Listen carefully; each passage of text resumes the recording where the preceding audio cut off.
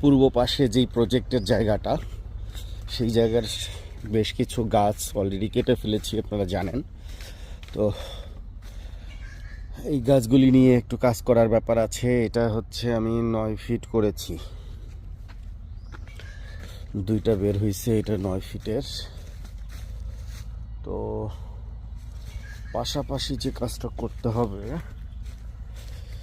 এই গাছটাও 9 ফিট বের হয়েছে, এটাকে আমি 7 ফিটের একটা বের করব, সাইজ বের করব যতটুকু হয়, কারণ দরজার জন্য দরকার হবে।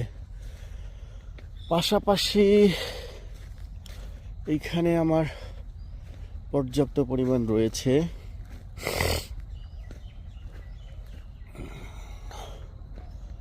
9 ফিট করে